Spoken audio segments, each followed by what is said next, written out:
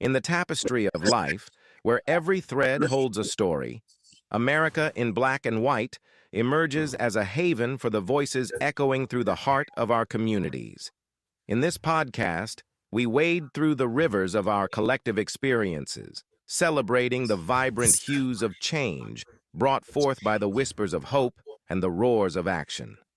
It's more than just a conversation. It's a journey into the heart of our society, illuminated by the light of those daring to dream and do. Join us, and let your voice be the melody that guides us toward a dawn where every color finds its place in the masterpiece of our shared destiny. Together, let's paint a future brimming with the positives that dwell in our minds and the actions that shape our world.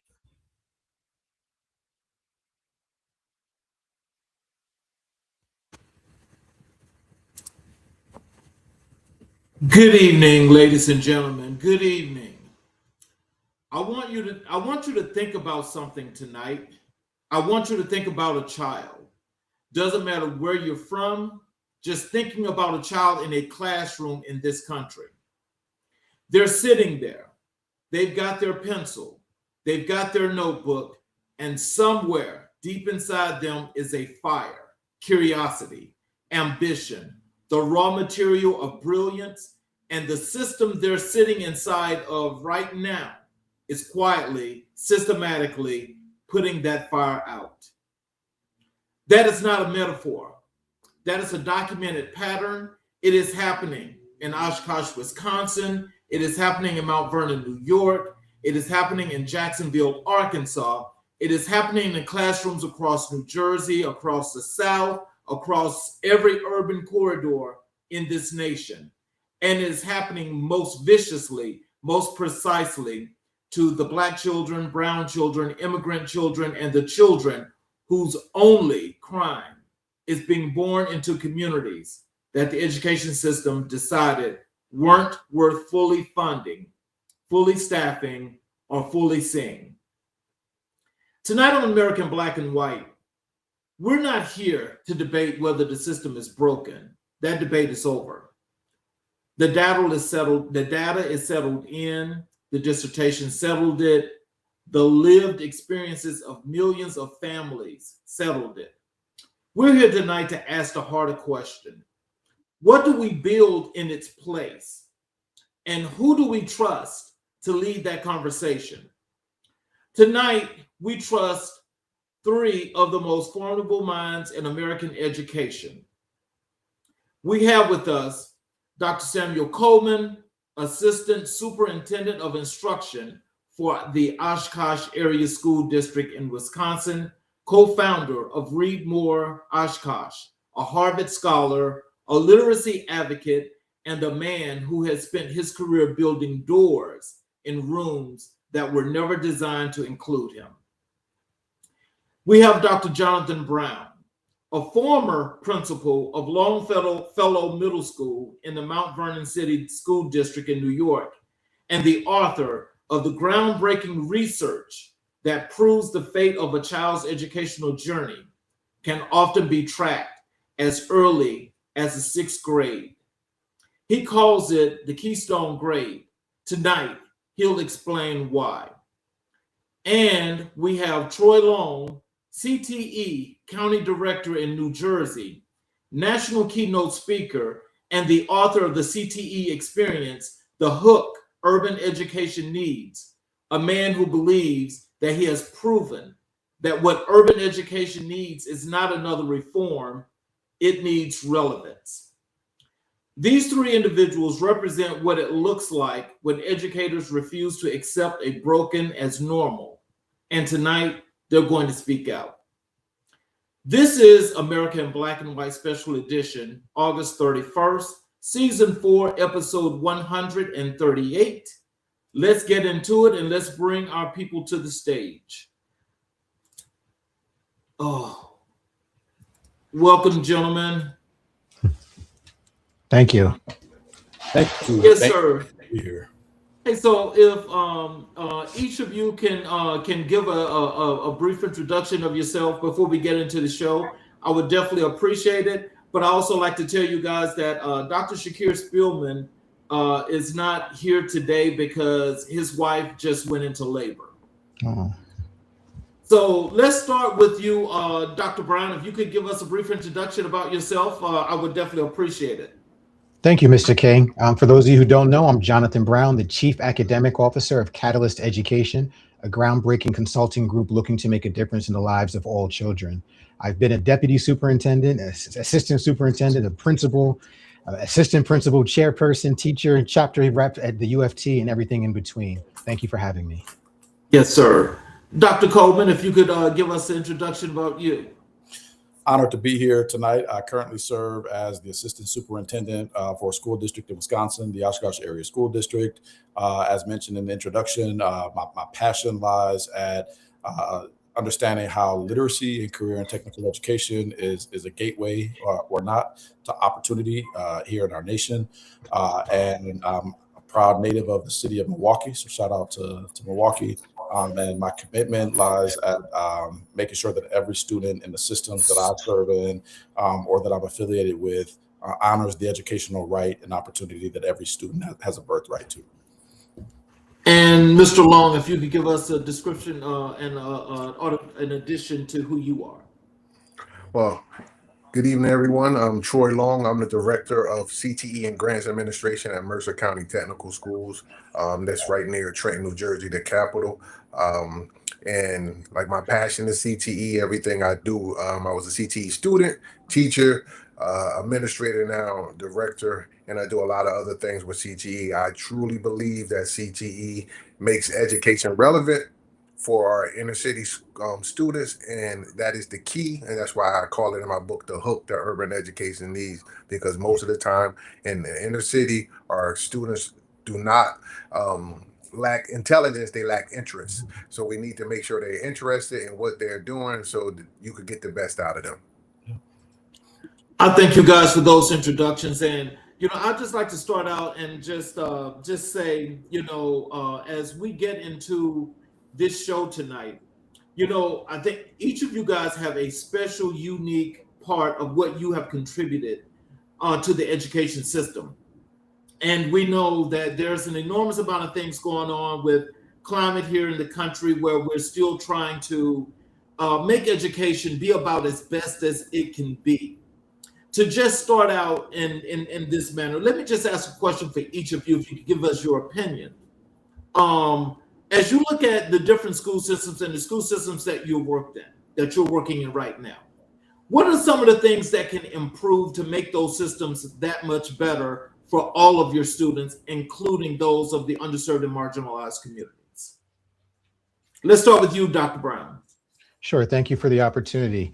If school districts made every decision around the best interest of children, that would be the first and most important change that could be made in our public education system. Too often, decisions are made about what's convenient for adults or what's politically expedient, with very little conversation about how decisions will affect children as it sits. So I would just begin with focusing on children in every decision. Dr. Coleman?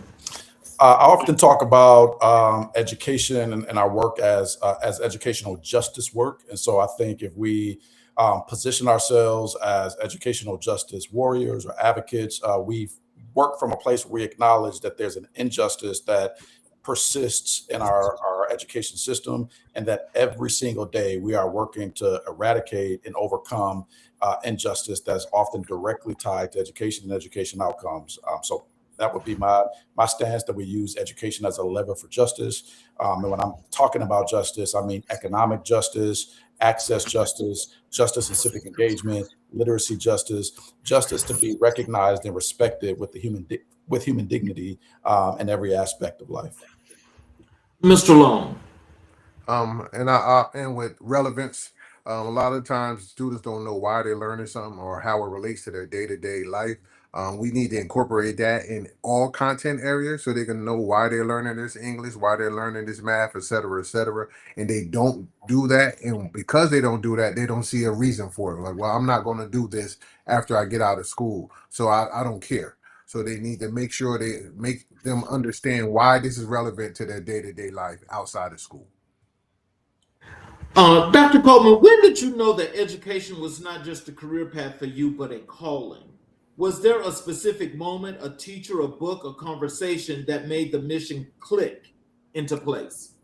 Yeah, it was very on. It was actually in my first year serving in education. I was a paraprofessional or teacher assistant, and I was assigned the bad kids. And for me, my awareness at that point was, and I was making I think $10 an hour at that time. But I knew that certainly I could have gone anywhere else and made more money. But what I was more interested in was making a difference in the city where I served. And so for me at that point, I decided that the amount of money that I made or the prestige or whatever that would come with the career was not important to me at all. It was making an impact and making a difference in the lives of young people, especially in the city of Milwaukee. So at 21 years old, as a paraprofessional, that revelation was clear to me. Mr. Long, you were a CTE student before you were a CTE teacher, department chair, vice principal, or a county director. Take us back to that student. What was the school like for you before CTE, and what changed when you found it? School was actually boring. Like I tell everyone, I never took my book bag home. I was in honors classes. I was smart enough to listen to you and figure it out, so I could pass the test. I could do all of those type of things, but I never did homework, et cetera, et cetera. So I was just an average student in terms of the overall grades. But it didn't push me. It didn't engage me. So I just did what I had to do. So my mom wouldn't be mad, and I didn't want to hear him out. So I mean, that's just being brutally honest, and I tell her that, and I also tell her thank you for pushing me once I found my direction. But once I got into 11th, 12th grade, and I was put into those classes where I had the opportunity to chase my passions, I excel. I started going. I was happy because number one, they let me get out of school and go work and do something that really made sense to me. So that right there, that little bit, just finding that niche that was, that impacted me, that meant something to me, got me more engaged in the overall learning process. Dr. Brown, you examined 21 sixth grade schools across Westchester County and arrived at a concept, the Keystone grade. For our audience who may not be familiar with the archway metaphor, what is a keystone and why is sixth grade the exact grade you are describing? If you can picture an overpass on a highway made out of stone, the keystone is the stone that sits in the center that holds everything else together. And if you look at a student's trajectory K through 12, sixth grade sits right in the middle. So literally it's in the center, but metaphorically it's in the center as well when it comes to turning into positive outcomes for students. What we found is that by sixth grade, you can clearly identify who is likely to graduate from high school and who is less likely based upon whether they've been suspended, whether they've missed 10% or more of the days, or even if they failed just one class. If by looking at sixth grade, you can begin to understand what is necessary for students to succeed 7 through 12, and it's your last best chance to take any at-risk student and get them on track. So when we think about sixth grade, especially from the perspective of your research and your work, and you say it's right dead in the middle, is it at that point that you're saying that this is where you get to learn where the kid is going to pass or fail or what their life could look like? And if so, how can you, or what did you come up with that could make that better and easier? So very rarely will a student struggle up to sixth grade and then snap their fingers and turn it on for 7 through 12. Mr. Long mentioned before that he was an honor student. I'm pretty sure he was identified earlier in his life, though he may not have lived up to that potential, similar to myself. Students who are academically talented are usually identified early. The reason why is that those dispositions and behaviors are established early, and those are those behaviors that lead you to success in grades 7 through 12. What I found is that schools were not intentionally teaching those behaviors and those skills that allow students to succeed in grades 7 through 12, and we're leaving it to chance whether students were successful or not. One concrete area where school districts were making an effort was in ninth grade with ninth grade academies, which became popular in Chicago. But ninth grade is literally too late to turn a student into an academic scholar if they have not had appropriate preparation beginning no later than sixth grade. So, Dr. Coleman, after listening to what Dr. Brown just said and the work that you have done, How does this coordinate or fit into the work that you have done with your students? Yeah, beautifully. So, as you know, I recently published an op-ed with the University of Chicago's Public Policy Institute describing the intersection between career and technical education and literacy instruction, and how students are often forced into or expected to pick a path that would take them toward academia or access to post-secondary collegiate opportunity or entering directly into the workforce. And what I talk about is I think students need to have strong literacy skills that would give them access, and they need technical skills so that if they chose to go directly into the workforce, or if they want to make money while they're paying, regardless of what they want to do with their professional, I don't think that students should be thought about as a CTE student or you're college bound. I think we all should be ready to work with our minds and work with our hands. And so I think my colleagues are describing, I think intersect beautifully. And that's the work that I do with articulating and promoting the intersection between career and technical education and making sure that students have an option to pursue post-secondary education should that be their choice.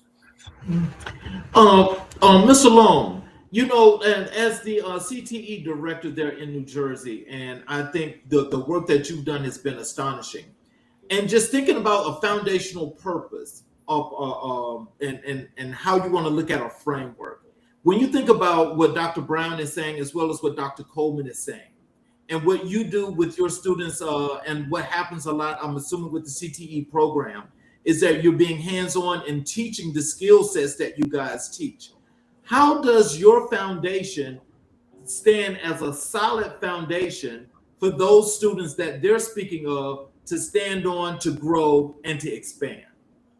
Well, it hits multiple points. Number one, to speak to what Dr. Coleman was talking about with the educational piece and the literacy piece, with the Perkins 5 initiative, we are now we're forced to make sure we do articulation agreements with colleges. So we're pushing college heavily. So even in the trades, we're pushing college credits. So you may be getting your hands dirty, so to speak, but we're also trying to ensure you get college credit. So I have a lot of articulation agreements set up. So for instance, I got a welding program. My welding kids get 44 credits articulated through Thomas Edison State University, a local school in New Jersey.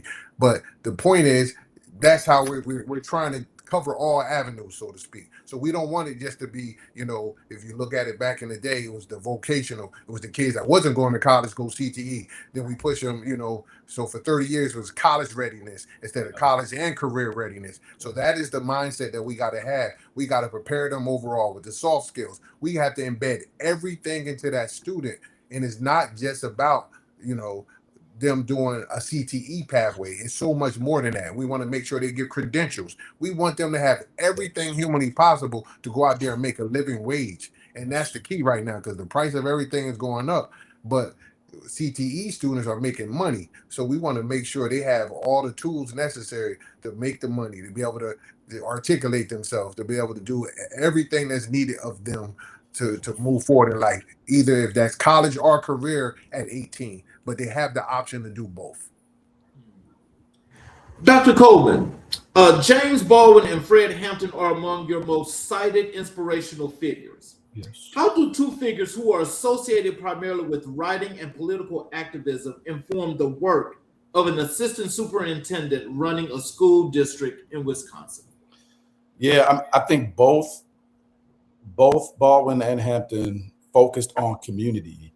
When James Baldwin, for example, in his book Fire Next Time, he critiqued and talked about the community and the environment that his nephew was being brought up in. Fred Hampton critiqued the community and said the government is not going to save us. We have to save ourselves. We have to take ownership of our community, and we will keep each other safe. We'll make sure that we have the resources necessary for access to food, nutrition during the school day, but also during the summer and on the weekends. So both Baldwin and Hampton had an emphasis on building community, critiquing community, but also acknowledging the assets in communities. And something you talked about and your opening was around how do we create something different.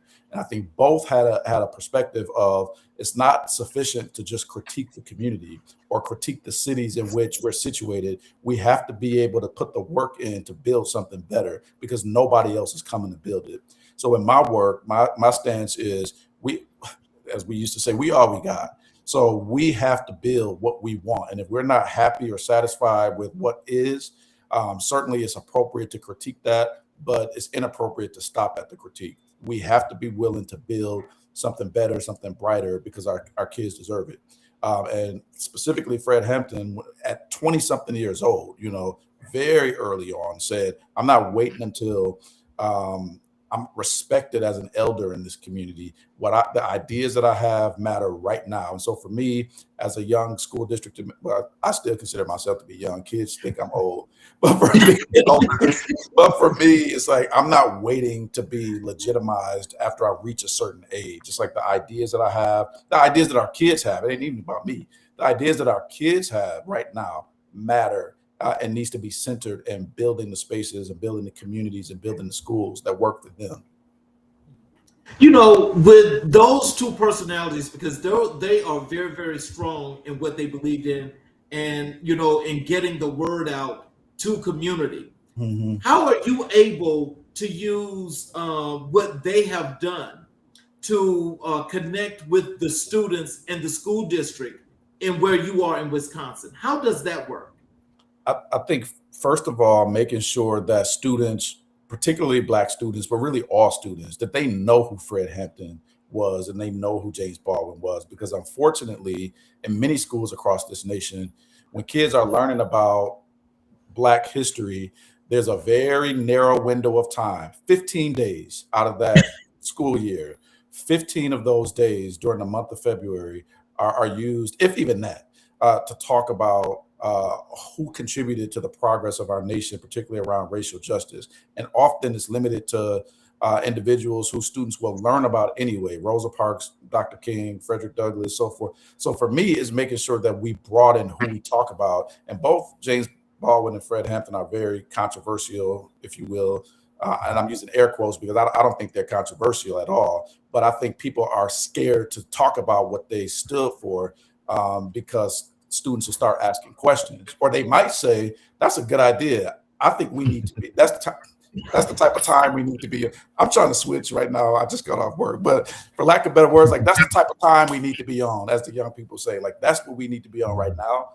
And I think that scares people if kids start talking about organizing or critiquing or accountability for the systems and the communities in which they live. So for me, my work is about teaching all students that accountability is not a bad word for them or for the people who are supposed to serve them and provide leadership in their communities.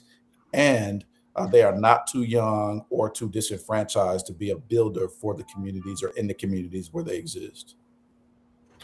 Dr. Brown, your dissertation found that the 16 characteristics of successful schools for young adolescents and interdependent, not independent, meaning pulling on one lever without the others, do not produce the same result. Why is that finding so significant, and how does it change the way we should think about school improvement efforts? So there are 16 characteristics, as you mentioned, and they fall under 3 domains: curriculum, instruction, and assessment, culture and community, and leadership. And while people believe that leadership is important and culture and community are important, the findings were crystal clear. If you put your energies and efforts into curriculum, instruction, and assessment, you will produce higher outcomes for children. The reason why that's so important is that many initiatives happen far away from the classroom, with the purchase of programs, with the hiring of adults in certain roles, with mission statements and logo changes and things along those lines. But those are not the things that will ultimately change outcomes for children. What this means for school turnaround efforts is that there should be the provision of the appropriate resources necessary for schools to provide that quality instruction that we're looking for. Those 6 characteristics included things like valuing students, academic rigor, quality assessments, differentiation, and health and wellness. I think we would agree that all of those things are important. And when you take those 6 things and you prioritize them, you can move the needle. When I was the principal at Benjamin Turner Middle School in Mount Vernon, which was formerly Longfellow, we had 0 out of 20 points in terms of our growth score. 0. After we've added 6th grade and spent 2 years building it up, our growth score went to 16 out of 20.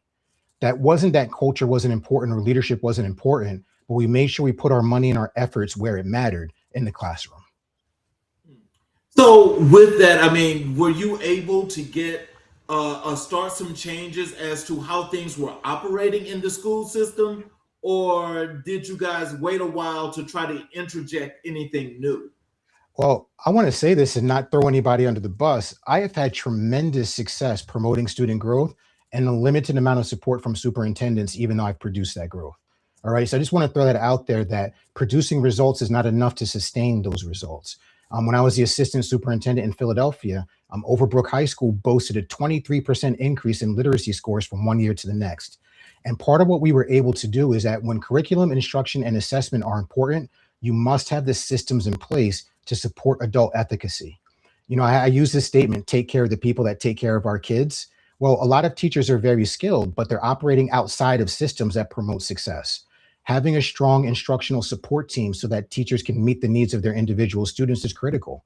Having a strong instructional leadership team made up of all stakeholders in the community provides a perspective necessary and the buy-in to implement successful change. So those are a couple of things that should be considered when you're looking at what can make a difference for the lives of children. Mr. Long, your career trajectory, CTE student, teacher, department chair, vice principal, county director, is a complete arc that was built inside one educational lane. Was that intentional from the beginning, or did CTE just keep being the thing that made the most sense at every stage? It was intentional because education found me. I think I previously told you before, I did not go to school to be an educator. I got into education because I wanted to coach basketball. And all right, how do I coach basketball? Get the teacher, sir. I had a business degree, so I flipped that into teaching CTE. But once I got into education and I was a teacher, I started to see, hey, there's nobody like me that's in this realm, number one. And if I want to make some changes that directly impact kids, I got to keep moving up. So once I started to move up, I was like, okay, what's next? What's next? So I already planned this job out a long time ago. So this job is like 10 years in the making, but there's not a lot of these type of jobs because this is a specialty type of position where it's probably easier for me to be an assistant superintendent than it is to be the director of CTE because there's multiple assistant superintendents in huge districts. There's only one CTE person. And most of the time, they just give it to a person that don't have the background in CTE. I don't know if you gentlemen see that a lot, where you just, all right, I need a person to go there. We're going to tie CTE into social studies, this, that, and the third, and have them do the paperwork for it. But that's where you're hurting students at because you don't have a person that's passionate about it, that lived it and walked, that walked a mile in those shoes type of thing. So I'm really fortunate that this is something that saved me. So I wholeheartedly believe in it. So that's why I fight for my students and any student that's in CTE. Dr. Colvin, if a curriculum director came to you tomorrow and said, our literacy scores are fine, we're meeting benchmarks, what would you say to them about what those benchmarks might be missing? Yeah, I mean, first I would challenge them to disaggregate that data and look at, because I've been in school districts where, yeah, if you take the whole, of course, the district does appear to be, and usually the benchmark is, are you meeting the state average or not? And sometimes that's not even like, that's not the bar for me. But then when you disaggregate that and see who's meeting literacy outcomes as far as proficiency or moving from proficiency to advanced, usually it's pretty clear who's being left out of that. And so I would, first of all, challenge that person to disaggregate the data and see if the growth or the meeting of benchmarks is consistent across students who receive special education services, students who receive language services, students who are Black, students who receive free and reduced lunch. Is that meeting of the benchmarks consistent across those groups? I would also say to that person that you probably either need to reframe your thinking or resign, because none of us in education should think that we've gotten to a place where we're fine. I think this work should require a persistent focus on progress. And I think the enemy of progress is assuming that we're good enough right now or things are just fine. And so we have to be focused on progress, even if this is a school system that's in the 99th percentile. Like, keep going. Like, keep going, because your students deserve that. And so for me, I'm personally wired on, continuing my journey, continuing my pursuits, even if by other measures and standards we've arrived. And I don't believe we arrive until we are in the grave, or whatever form our remains are disposed of. So we haven't ever arrived. Like, we have to keep going. And so I would challenge that person to continue their pursuits. If you don't mind, I would appreciate if you can tell us about your dissertation, your findings, why did you do the research that you did, and what was your finding results? Yeah, so to that point around disaggregating the data, I was interested in school principals who were deliberately focused on increasing access to educational opportunity or educational justice in racially diverse contexts. So specifically looking at decreasing suspension, increasing participation in advanced placement courses, and increasing literacy outcomes based on proficiency. And so I studied principals who were effective at, I won't say closing gaps, because the gaps have not closed, but making progress toward increasing representation in the number of students who are proficient, particularly Black and Brown students who are proficient in literacy, who were participating in advanced placement courses, and who were spending more time in school because they were being suspended or removed from class less. Specifically, beyond just thinking about what strategies were they doing to be effective, I wanted to know what were they experiencing as they were doing that work. Because certainly when you start placing an emphasis on educational justice, there are going to be people who say that's not the right work, or we're just fine, or you're creating division, or this is a woke agenda, and all of that. So I wanted to know how are leaders persisting in environments where they're leading for educational justice and experiencing resistance, either from their board or from their communities or from their superintendents. And so what I found is leaders who personalized this work like it was a personal mission and not a professional mission, where they believed, I like your question earlier around how do we know we were called to this work? So it was the leaders who felt like they were called to do that work who were actually making a difference. It wasn't those who felt like I took a class and I got inspired about equity or diversity and inclusion, and through that inspiration decided to put some posters up on the wall and diversify the library and have a speaker come in and do professional development. But it was the people who lived this work around justice in their households, in their communities, and when they showed up to work. The other thing that I found is not one of those leaders who were leading that work did so without opposition or some form of resistance. And so the status quo, the pull of the status quo is always usually stronger than the desire for improvement. And so, and that's why the status quo often pushes against or rises up when change or progress is introduced into the conversation, because you have a lot of people who are saying, is this going to require me to work more hours? Is this going to require me to do more?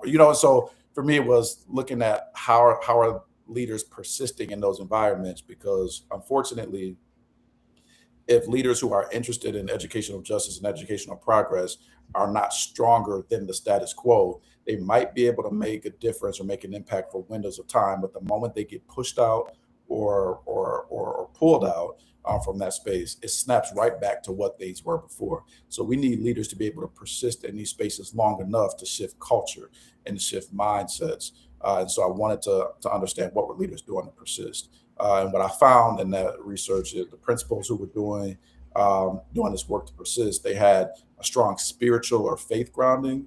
And so when they reached those points of time where they felt like I could go somewhere else and do work that's easier, their belief values or their faith system or their spiritual affinities kept them in environments where they were doing hard work because they believed they were being inspired by or empowered by a source that was greater than what they had within themselves. Those were just two of the findings. There are more. I'm happy to share my dissertation, but those were two of the findings. And I'll just say one more thing. What resonated with me about these leaders, and these weren't all Black leaders, this was a racially diverse group of leaders. What inspired me about that last finding is when I think about at the time when we had we had more Black and brown leaders, particularly Black leaders in the South before Brown versus Board of Education. And I don't have time to critique that right now.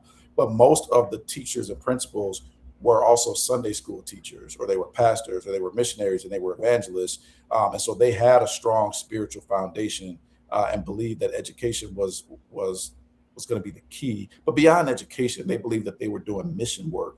And so when you had your history teacher who was also the Sunday school teacher or the choir director or the preacher or the minister or the deacon, but they also served in public education, it gave different credibility and trust in those educational environments. And then certainly after the Brown versus Board of Education, we lost all of our Black teachers. And to this day, we're still trying to recover from that.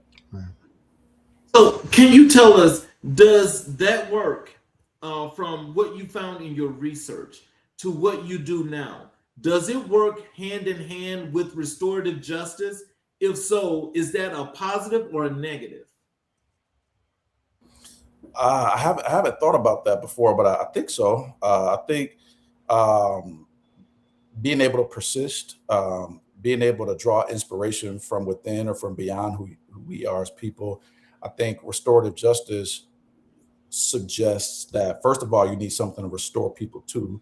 And so the point of restorative justice that I think a lot of people overlook is there's a set of community values, norms, and expectations that are established and agreed upon by the stakeholders of that community. So if it's in a school or a classroom, as a classroom, there's a set of agreements saying, this is how we engage with each other. This is what we do when there's a transgression against these values or expectations. And this is how we take ownership for the space where we exist, going back to Fred Hampton, James Baldwin. And so when there's a transgression against those environments, we restore people back to, remember what we said. These are our values. This is what we stand for. This is what we're working to build. So I think in that regard, restorative justice certainly goes hand in hand, because there's a shared agreement and ownership over how we engage in this environment and what we're supposed to do to reach a certain goal. And when there's a transgression or a misstep in that space, we don't ban people from that environment. We don't kick them out. We don't say you don't deserve to be here. Instead, we say, again, remember what we agreed to. Take ownership for what you did that slowed us down or held us back, and commit to doing better going forward. You're forgiven. Now let's keep going. I think it goes hand in hand. Mr. Long, your book exposes systemic barriers in urban education and offers an actionable framework for change. For the educator reading this who feels trapped inside a broken system, what is the most immediately actionable thing your framework tells them to do tomorrow morning? Actionable things to do. That's interesting, because it's so many different ways I could go. Like I don't feel like I could pinpoint one way. And I'm saying that because there's so many different options. It kind of depends on the situation. So, but most of the situation is just the lack of knowledge, the lack of funding, is a lot of lacks there. But then when you do get those things taken care of, then it goes a step further. Like the infrastructure may not be in place in terms of the school. So everything kind of builds on like the certain situation that they're in. So it's really hard to kind of pinpoint that from like a blanket statement. Yes, I could say that. But for each individual school district, it's something different. So like I worked in a large school district, and I could say some of the easiest fixes was, like from the inside. Just like the curriculum wasn't aligning. We was wasting money on projects and programs that didn't give you any value added. So we could remove those things. A lot of the stuff we was doing wasn't proper. Like we was doing CTSOs outside of the classroom when it should be done inside of the classroom. Just a bunch of quick fixes that need to happen, but that won't happen until you just take an overview of what's going on. Let's say, okay, these things are not happening that should be happening. How can we fix them? Because it costs no money to fix the stuff that's wrong. And that's what a lot of people don't understand when it comes to CTE. The majority of times is no money out of pocket for you to run these programs, and you will actually get money back once you start doing them the right way. So those type of things can fix and change any type of school system if they're doing it the right way. But 9 times out of 10, they're not, because the person who will handle it don't know what they don't know. So would this be another form of not wanting to invest in the kids themselves, or what do you think that would be? So I won't even say it's not wanting to invest in the kids. Like, we throw a lot of money at students, but we misguided with that. So and they have different agendas. So school system, they're looked at as, oh, what is my testing passing rate? So those type of things mean way more to them than it was, well, how many students I got into college, got jobs that can make a living wage. So they're not looking at it in the same lens that I'm looking at it, because they're worried about how they look for the state and things of that nature. They're not worried about the real student after the fact. Now they may say, oh, I'm gonna track the kid, et cetera, et cetera. But if you're setting the kid up and you're sending him to college, and that kid is not a college student, but just because you need to do that so you can say you did it. I like to use the phrase now, and this is a lot of the times when I talk, we're setting them up for generational debt instead of generational wealth. And that's the problem when you don't, cater to the child and you're catering to the system. Dr. Brown, your research established that the CIA cluster, curriculum, instruction, and assessment, had a statistically significant impact on student achievement, while the leadership and organization cluster did not show the same internal significance. That's a provocative finding for a principal to share. What do you make of that? What I make of that is that education should always be about children, what they're learning, how they're learning it, and how we know whether they know it or not. When you look at culture and community, that's about how things happen. When you look at leadership, that's about a handful of adults. And that's not what school is about. Those things are important, but school has always been about what you're learning, how you're learning it, and how we know what you know. What I would encourage anyone who's thinking about producing positive outcomes for students is the results you're getting are the results you're designed to get. If your school is underperforming, it's because it's designed that way. If you are focusing appropriately on curriculum and instruction and assessment, then you will have strong outcomes. It's been proven over and over again through my personal experiences and through the research. So we talked before about how there's leadership turnover. That negatively impacts what happens in classrooms because there's not a continuity of philosophy in delivering and making decisions in a school district. Sometimes you're better off having a mediocre superintendent stay 5 years than to keep looking for the unicorn that's going to lead your district to the promised land, so that some of these practices can stay in place. And so for anyone who's thinking about where to spend their time and energy, leadership is important. Culture and climate is important. But at the most important point of a student's career, the curriculum, instruction, and assessment will determine whether or not they are successful. This question is for each of you guys, because based on what Dr. Brown just said, I want to ask each of you if you could just chime in. Can you tell me when or how do you know that you're starting to see those failures of what's going to be a negative impact on the school? When you see that, when do you try to change it, and how do you change it? Let's start with you, Dr. Brown. I get in trouble a lot at work. That's how you change it. And I'm not going to be quiet about this. My superintendents would tell you I am not silent when it comes to doing what's in the best interest of children. And I have flat out rejected directions when they are not aligned with what we know works for children. I think it takes leaders with backbone. And Dr. Coleman was talking about perseverance. I have my scars. There's no doubt about it. But I'm able to persevere through them because my focus is on the children. And when you see children learning, when you see them entering the profession of education, when they come back and tell you about how a small decision ended up having a large impact on their life, those are the things that empower me to continue to deal with those who don't necessarily understand what it takes to be successful. I'm willing to get fired for what I believe in, and I've proven that throughout my career. Dr. Coleman.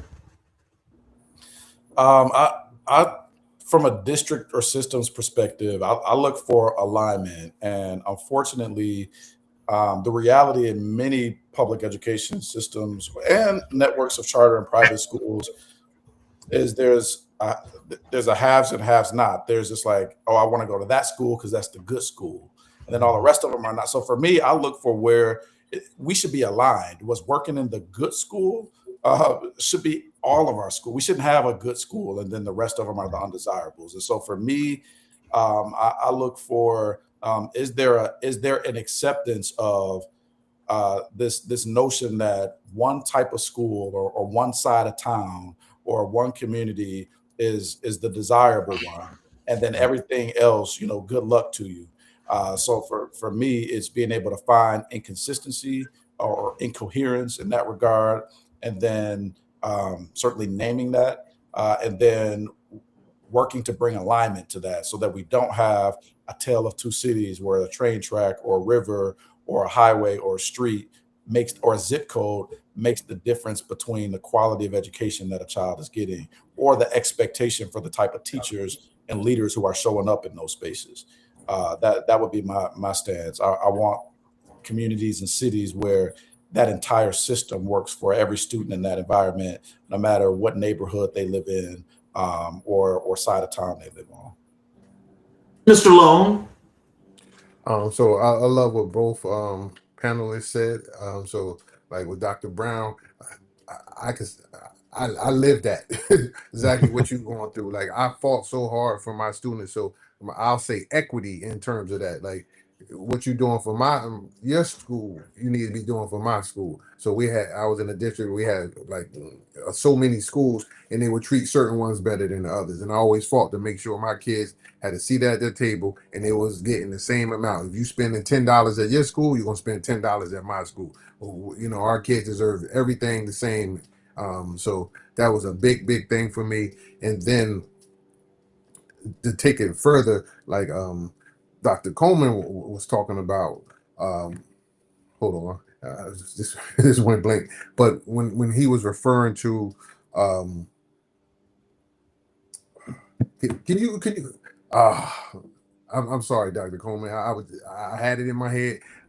So we had specialty schools, and the specialty schools get treated differently. So and that's what you was talking about. And so we had it magnet and comprehensive.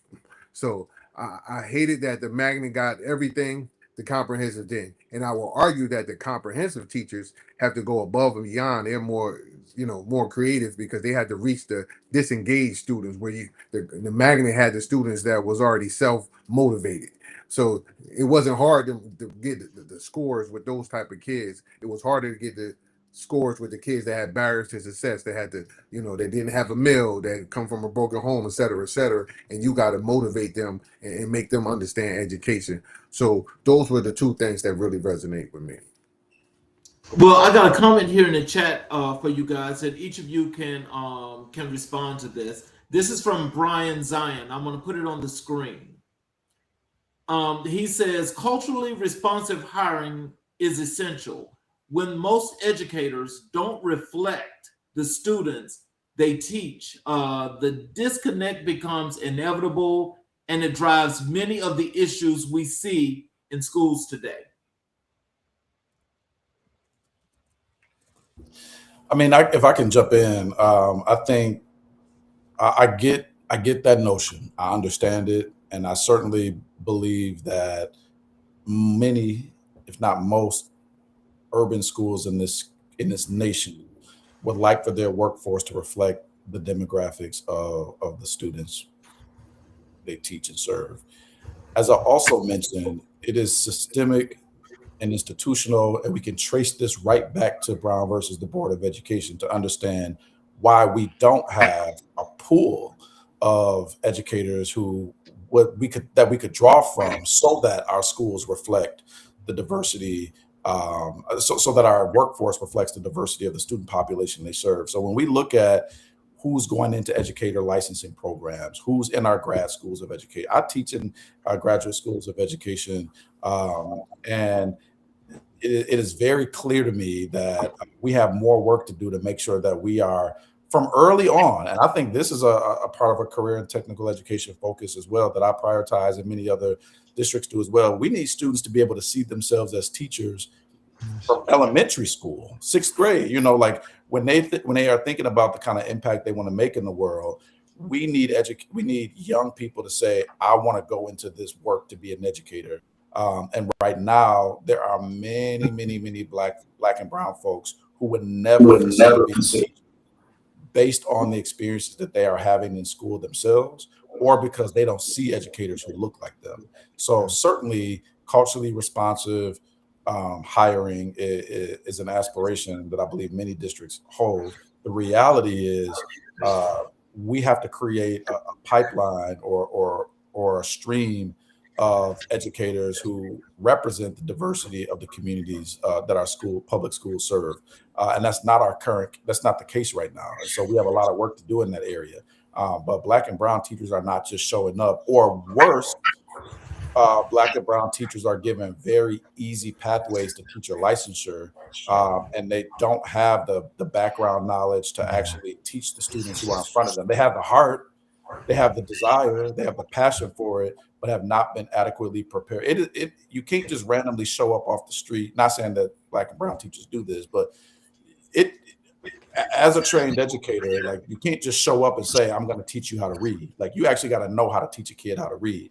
And if we aren't expecting or creating the conditions in which a diverse workforce has access to those types of programs, we bring in ill-prepared but very passionate educators, and then evaluate them as ineffective, and then push them out or shuffle them around or disenfranchise them within a system until they opt out and say, I actually could go work at a call center or somewhere else and not have to be bothered in this environment, or worse, have my expertise and my professionalism reduced to managing behavior instead of actually teaching kids. And if I can just tag on there to the points that Dr. Coleman made, when you talk about having culturally responsive teachers in the classroom, let's not limit that to race. Too often, that's what we do. We say, okay, I have X number of Black teachers, X number of Hispanic teachers, X number of Asian, and therefore we're okay. Cultural responsiveness also means, do you represent the morals, the values, the beliefs of the people that you're representing as well? One of the most important teachers in my life, I did not know this until relatively recently, 30 years after high school, but he was trained in the church that I attended as a child. And so that there was a connection that he and I always had, but it was unspoken and we didn't know what it was. But I would give him more credit than any of my other teachers for helping get me where I needed to go. And so when you talk about cultural responsiveness, that's not limited to male, female, Black, white. Let's think about all the things that make people people and ensure there's equitable representation in our classrooms. And just one other thing real quick, Dr. Coleman made an important point. Yes, too many Black and brown teachers are not appropriately certified. However, there are workarounds to that we should be discussing to help ensure that there are more Black and brown teachers in classrooms. So it's funny because I wanted to talk about the certification process, especially in terms of CTE. They make it extremely difficult, and the Department of Education even had to say, all right, we need to change these regulations on it, because I can't get teachers. I'll give you an example. I had a teacher, an African-American teacher who was teaching college, and then I needed them to teach CTE, but they couldn't get a CTE cert with the Department of Education, but they're teaching the same content on the college level. So those type of things, and along with the pay disparity. So if I want someone to come from career industry, and then I want to give them $70,000 or $60,000 and make them be entry level when they could make more than that, it's hard for you to get somebody, especially if I'm doing something like a health science where they got a nursing background and they used to making a certain amount of money. So if you want to attract people, you got to pay them. Right. Just from the responses you guys to that comment there in the chat, what I was thinking, and and please correct me because I'm probably going to be missing something, but I was thinking how important it is, to have teachers that look like the students, and not putting so much of an emphasis, true enough, on what's Black, brown, Asian, Hispanic, Latino, however they got all these different categories. But what I'm thinking is that when you have teachers that are qualified and they can get qualified results, normally, as Troy was speaking, those are the teachers in most case scenario, depending upon the area and region of the country you're in, that don't never get hired. How does that change? So, having hired hundreds of teachers throughout my career, I can tell you that starting with establishing the criteria that we actually need would be a nice place. The hiring protocols that are in place today are almost identical to the hiring practices that were in place when I started my career in education 27 years ago. There has been minimal adaptation to the shifting needs of our communities and our students. So I think starting with developing a profile of what a successful teacher is where I would begin, and then making sure you're actually hiring for that. I agree with that. I also would say we need programs and opportunities while students are still in the pre-K-12 structure, so that they can begin seeing themselves as educators. I think the seed has to be planted. And I want to speak specifically for Black educators. And certainly this is not, what I'm about to say is not exclusive to Black folks, but I'm a Black man and I'm a Black male educator, so I need to make sure that I say this. I think all kids need to see Black folks in a role as teachers and as educational leaders, whether they're white, Hispanic, whatever. Like I think that there is often an assumption placed on Black intelligence, and it's often because the keepers and the distributors and the facilitators of knowledge in so many instances are not Black. And I don't have to, we all know the research, I don't need to quote it, what percentage of our educators are Black, and especially Black men. And so I think, especially in this programs out there, Call Me Mister is doing really great work, and I want to make sure to shout them out and lift them up, where they're working to overcome that narrative. Because for me, and I was a dean of students, so I'm also going to say, as a former dean of students, but immediately as somebody who loved teaching social studies, loved teaching literacy, I was also really good at building relationships with students. But immediately, for many folks that went to, oh, he would make a great disciplinarian, and so like, let's make him the dean. And we got to challenge that narrative. Like we need Black educators in the classrooms, and they can't be fast tracked into the disciplinarian roles. And certainly there are benefits to that. I mean, it creates a pathway to administration and leadership. But again, that produces a lot of Black men who become administrators who don't have the educational chops to focus on curriculum instruction and assessment, as Dr. Brown talked about, because they were so quickly fast-tracked into discipline that they never learned how to facilitate or coordinate a highly effective system around curriculum instruction and assessment. Dr. Brown, I have a two-part question for you here in the chat. I'll put it on the screen. This first part, Dr. Brown, do the white majorities operating in these systems actually see race the way you describe, or are they still functioning within the traditional patterns these institutions were built on? The second part to that question is, it hasn't changed in nearly 30 years. Where is the progress?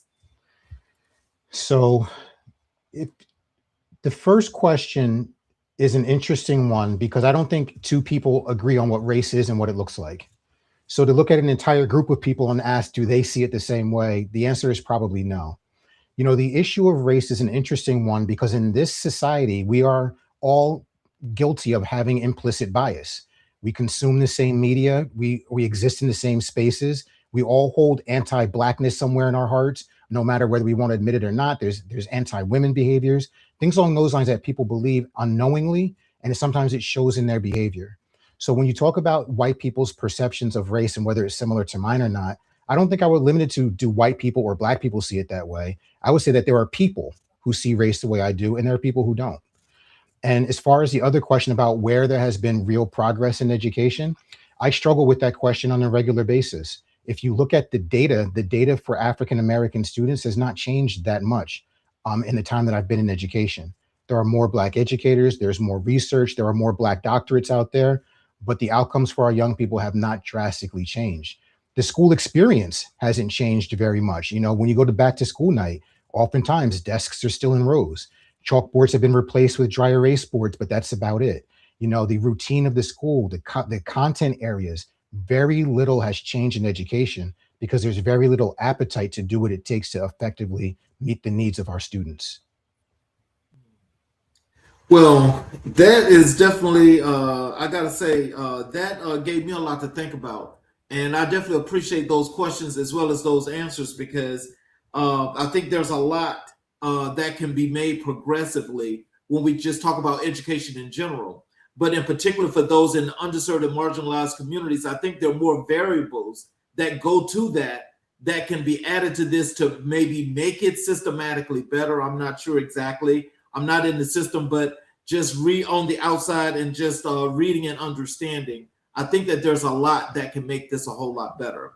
Well, if I could real quick, Mr. King, you know, Dr. Coleman brought up an important point about teachers, growing teachers from when they're young children, right? There's a program in New York. There's a program in New York State called Today's Students, Tomorrow's Teachers. And a large number of those young people eventually become teachers. And so the reason why I wanted to highlight that is if you look at who goes into education, most often it's people who were successful in school. Why would they change something that they were successful in? You know, people like Mr. Long, who said that he did not succeed in school the way that people expected him to. Myself, I was a classic underachiever. I work outside the box. And I think that's what it takes in order to effectively change education is you have to bring in different mindsets and different kinds of people who become educators. I like that. Mr. Long, you said, well, there is a persistent perception in education culture that CTE is a track for students who couldn't make it academically, a lesser tier. How do you confront that perception, and what does it cost students when that perception goes unchallenged in school buildings? It costs them opportunity, which going to cost them money long term. That's point blank period. That's the easiest way to say that. But we have a marketing problem in CTE.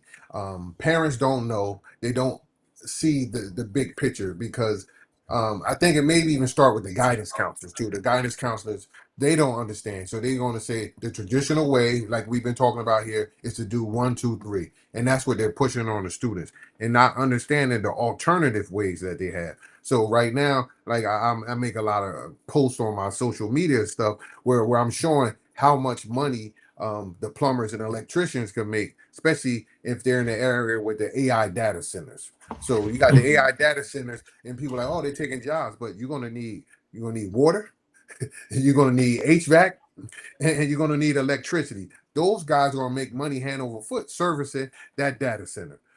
So we need to make sure our students that look like us have a seat at that table. Because what I'm finding is that now a lot of people that don't look like us are making sure their kids are in CTE pathways because that's where the money is. And you know, and I talked about this before, Mr. King, that what they say, the CTE is the new millionaire class as per the Wall Street Journal. It's money there to be made. So why would we not have a seat at the table? And in addition to that, the articulation agreements that we have to have, the students are still getting college credits that I have to pay for. So that's actually free credits. So why would you not take the opportunity to get free credits? You know, I mentioned earlier, 44 credits for welding. Those kids do nothing but come in and do what they, their schoolwork and do their welding. And then at the end, they get an articulation agreement for 44 credits. Why, as a parent, you not take advantage of that? And you don't have to pay for it. So, it's just a lack of understanding, and it's a bigger lack of marketing. Most districts should market these programs and market what they offer, but then that'll go against the traditional college route, and they got to make sure that they say college and career, not just college readiness. Mr. Long, let me ask this question because again, not knowing everything, but it sounds like if you could actually make better arrangements and have better communications with the parents, that the parents play a major part in basically helping to build the CTE program along with their students. Is there a problem there? Um, yes and no. So the parents do play a part, but the parents are going to side with the school 9 times out of 10 because they don't understand. If a guidance counselor call them and tell them, all right, your child is really smart and talented academically, they need to be doing on this college track. But guess what? CTE has these college track too. We have engineering, STEM, all those things that you could get the same stuff and get the credentials, job placements, and college credit. So why not add onto that? Like, so in New Jersey here, the top schools have a CTE component to it. So if you look at our number 1, 2, 3, they have a CTE component to it. So why not add CTE to that high level academic pathway that you have so you could add more to it?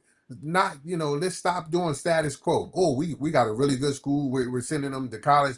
That's it. That's the end of the story. Well, how we move the needle to get more? Can I say amen to that? Is that cool? All right. But you can chime in if you like. That's all I have to say was amen. Yep. So, now I want to ask this question for each of you because, again, this may sound kind of dumb and stupid, but I want to ask this question. It sounds like you guys are in in different regions, right, of the country. And so I just want to ask this question. Does it sound feasible to have an education system that supposedly is going to be serving all students around the country? Or because states are different and they want to do things different because, some states might not want so much education or so forth, is it okay for states to change that and say, well, I just want to make up my own system? Do you think one school system for everybody that's got one curriculum that fits all? Do you think that works? That was why Common Core failed. Common Core was all about creating uniform standards across the 50 states. And what they did at the time was they said, 80% of the standards must be the same, but you have freedom for 20%. Schools are supposed to be community based and reflective of the needs and wants of the school community, and I think that the most successful schools are the schools who do that. The schools that struggle are the ones that lack identity, that try to be vanilla in their approach, and they don't really fulfill the mission of the students that are in front of them. So I'm a big believer in community schools and decentralizing. Similar to what Dr. Brown said, I've already talked about what I believe as far as the schools belong to the community that they serve, and the communities that they serve should be integral leaders in deciding how that school functions. I also think we have to be aware of, if we had a universal national education system, who would be selected as the leader for that? And would that person, look at our current, I don't want to get anybody in trouble. I don't care. Yes. Look at our current leads are U.S. Department of Education. So if we were to select individuals who at a national level, would they have and not that Linda McMahon is not good for somebody somewhere, but when I think about what many districts and communities need, that type of leadership is missing the mark on what communities might say we value and is important to us. So I do think it's important that leadership and representation that has their finger on the pulse for what that community needs is important.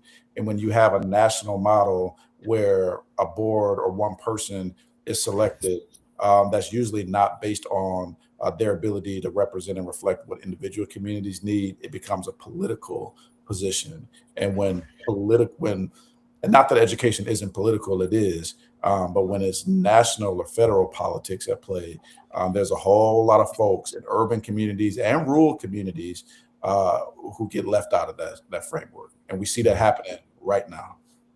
Yes, sir. And I'll just add this one little thing. What did we teach teachers to do? We don't teach them to teach every kid the same. Right. So how can we do that on a whole level? So I mean, it's just common sense. We can't do that. Um, Dr. Brown, you use Kendall's TAUB, TAUB, and Kendall's W, and single regression analysis in your research.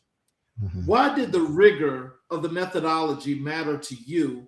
And what does it mean for practitioners in buildings who are skeptical of research that doesn't apply to their school? So the rigor of my dissertation was necessary because there is a school in White Plains, New York that was designed around my research. White Plains Middle School created a sixth grade only campus where curriculum instruction and assessment was the priority, and preparing students for their secondary career is what they do in that sixth grade only school. So that was part of the reason why the rigor had to be there in my study, because there were thousands of children whose lives were going to be directly impacted by what I learned.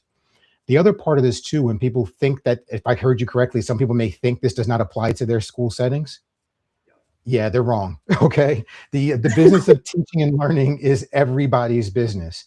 And how you go about doing that should be to ensure that you understand where your students are, and more importantly, where you need to get them to be, and that you develop an appropriate plan to ensure that every student gets there. You know, there was a question before about proficiency rates. You know, some people are like, oh, 80% is good enough. Well, name the 20% of kids that you're okay with failing. You know, and if your child fell in that failing group, would you still say that 80% was an acceptable number? So the idea that every child is still not having their needs met means that the findings from my research are absolutely relevant to virtually every school setting in this country. Dr. Coleman, tell us about the founding of Read More Oshkosh. Who did you see being left out of the existing literacy infrastructure in Oshkosh? And what was the specific need that made you decide the community needed something new? Yeah, I mean, really, all students were being left out of what was good for reading instruction. Not to suggest that nobody who lives in Oshkosh can read and access text, but students across all demographics, I'll put it that way, were being left out. And so there were parents across socioeconomic, linguistic diversity, racial diversity, ability, all of that, who were saying, like, my kid is, and this is a national story as well, where just the way we were teaching reading, the way many students are reading less books, less novels at this time. So for me, it was, or if they were reading, it was because it's forced on them at school and not necessarily reading for enjoyment or reading for information. And so for me, it was important to increase the access that readers of all ages have to text, because Read More serves readers of all ages. And what we do is we raise money and provide books at no cost to readers of all ages, as well as we organize community organizations within our city who are focused on reading literacy. You have some organizations who are focused on adults who are developing literacy skills, folks who are immigrants or new to our country who are learning to read, write, and speak in English, young readers who are school age, babies who are new in the world, and their parents are trying to figure out, how do I develop a regimen or routine where they're exposed to literacy and text. And there was a gap missing where there was a coordinated effort to bring all of those organizations together, as well as make reading resources free and accessible to our community. And so it was a community conversation where we talked about our nation's literacy crisis, as well as what that looks like here locally. And I asked the group of people there, what would a strategy or a solution look like? Because as I mentioned earlier, it is not enough to just critique a situation, or we got to be able to bring a solution. And out of that, individuals chimed in and said we could have a community-wide strategy to promote the joy and the love of reading, as well as make reading resources available. And why not just do that here in Oshkosh? I said, yeah, why not? Let's do it. And that was how that came out. It was talking to a group of leaders who were compelled by the presentation we shared, and a group of folks who believed that this literacy crisis is solvable. Now, there are some places and they don't believe it's solvable, or they believe it's the school system's job to solve it. Right. But this group said, no, this is a community problem, and it needs a community solution. And so let's come together as a community to support readers of all ages to address this issue. And I'm happy to say the community has embraced this model, and I hope that communities across our nation ask the same question: what can we as a community do to be a more literate community? Dr. Brown, I'm sure that this question here in the chat is for you. I'm going to put this on the screen. It says Amendment 10 fueled the tensions leading to the Civil War. Its push for local control is powerful, but when racial demographics enter the equation, that same decentralization can become dangerous. I don't agree. And so, for those who don't know, Amendment 10 said that whatever is not law in the federal government is up to the states. And commonly we refer to that as states' rights. When this country was founded, it was founded as countries coming together because they shared a cause, they shared a purpose, they shared a set of beliefs. However, there are 50 states for a reason. Hawaii is not the same as Maine, and nor should it be. It is the diversity amongst our states that creates, I think, a beautiful fabric that can allow this country to fulfill its potential. With that having been said, there are vehicles in place to ensure that decentralized schools are successful, and that comes in the form of elected boards of education. Now, unfortunately, we find that the lowest participation rates in most elections are for those small local elections like boards of education. Mount Vernon was a city of 80,000 people, and we routinely had less than 2,000 people who cast votes when it came to the school. That is local control. If people are choosing not to participate in those elections, then they're choosing not to have influence over their school. But I think that we have to take a look at the vehicles that are in place to ensure that schools can be successful and make sure we're appropriately utilizing them. Mr. Long, you successfully secured New Jersey's Expanding Career Pathways in Artificial Intelligence grant. Walk us through how you made that happen and why AI specifically is the right frontier for CTE equity argument right now. Well, the reason we went after it because we a technical school. So how can I not be a technical school and not go for something like this? We wanted to be at the forefront and the cutting edge of technology, and there's so many misconceptions with AI. We wanted to kind of lay the foundation for the state of New Jersey, which is a beautiful thing. That when you talk about that, you have to talk about the stuff that we did in our district. So that was one of the reasons. But again, we had so many problems internally with AI. We wanted to create a pathway, get college credit so we can now explain it better to students so we can have more socially responsible users. But as you see, a lot of with education now we're kind of going backwards because they're so scared of technology. We're going back to the cell phone bans and this. So they're not quite sure how to handle everything. So I was just blessed in a situation that I had great partners available to me. I worked with the college in New Jersey, and we have it up on like the whole pathway that I wrote is up on their website. So it's free. You just have to have an articulation agreement with them. You get 12 college credits for taking the 4 classes. So it was all about providing more access. And I thought bigger picture, like, hey, this is something that everyone in the entire state of New Jersey could benefit from. So. Dr. Coleman, Read More Oshkosh was built specifically for the Black immigrant and refugee students, 3 communities with 3 different relationships to language, literacy, and the American educational system. How do you build one initiative that actually speaks to and serves all 3 without flattening the distinctions between them? Yeah, actually, it's important that I state there is an organization that I work with that targets its focus on Black and Brown readers, and that is SAPO. Read More is a universal community-wide program that intends to serve readers of all ages across all demographics and identities. So am a part of a lot of many literacy efforts here in Oshkosh. But Read More, for example, is focused specifically on, or focused broadly on readers of all ages across all identities and demographics.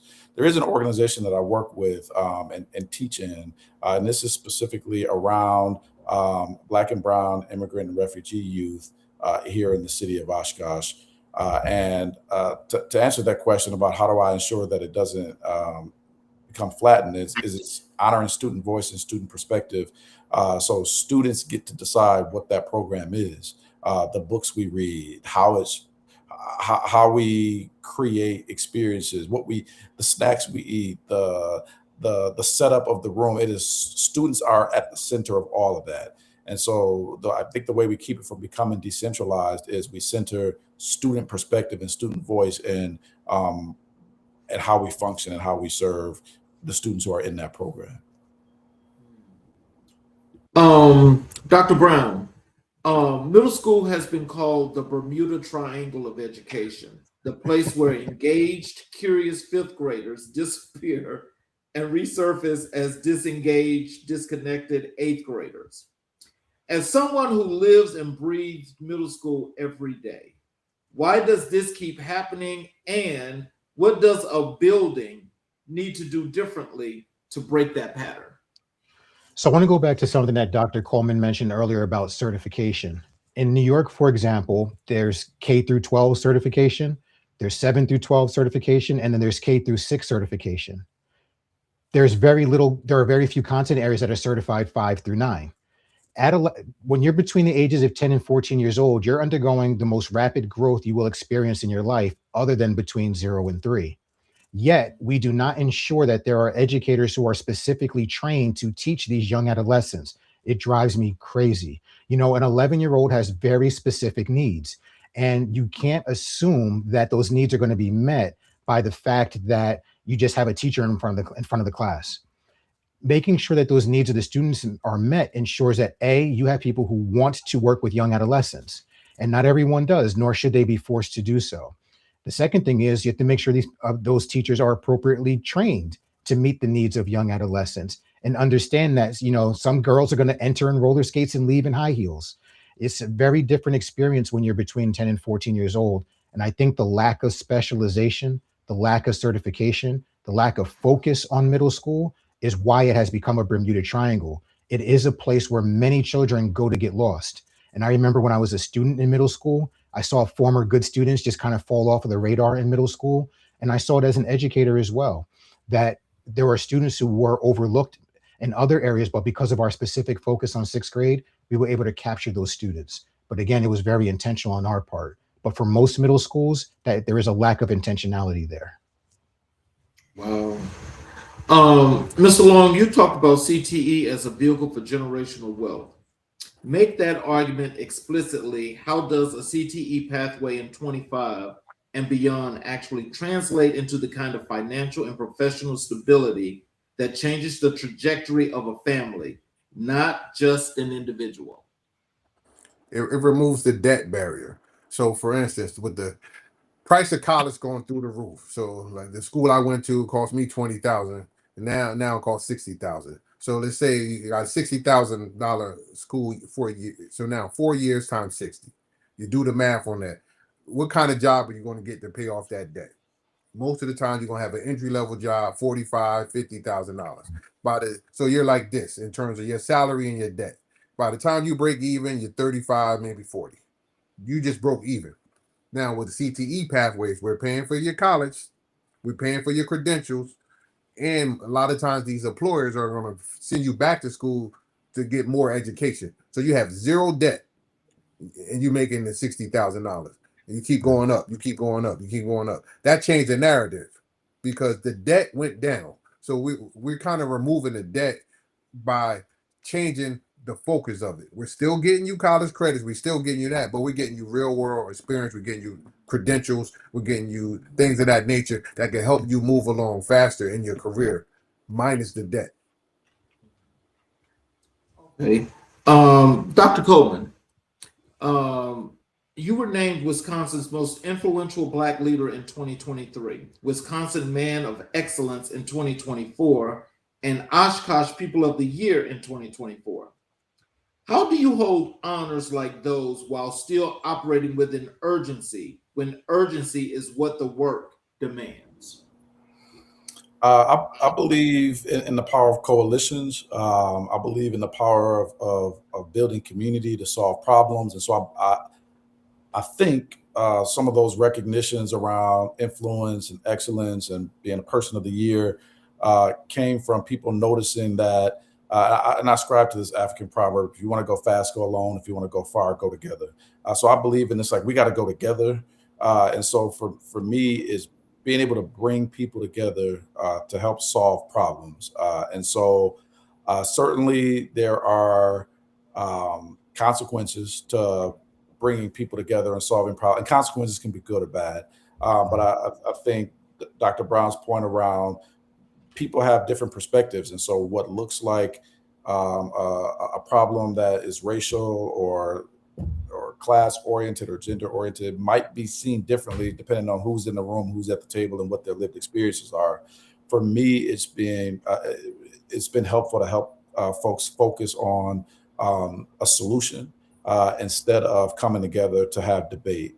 And debate is healthy, but I'm not interested in using time to debate things. I'm interested in solving problems. And so people see me as a problem solver, as a truth teller, and also like I like my job, but I am willing to lead in ways that might cost me my job.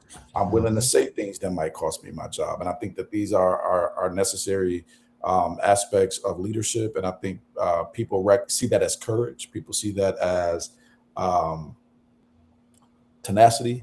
And so those are values that I aspire to lead with on a daily basis, being courageous to tell the truth, being courageous to listen to things that I may not want to hear, being courageous to put myself in spaces that might be uncomfortable or that might be unfamiliar for the purpose of arriving at solutions that improves the educational landscape of this state. And so that's what I'm serious about. And I'll have to just qualify in there that, again, I'm not waiting until I get to be a certain age or I have a certain credential or I'm respected by a certain echelon of people.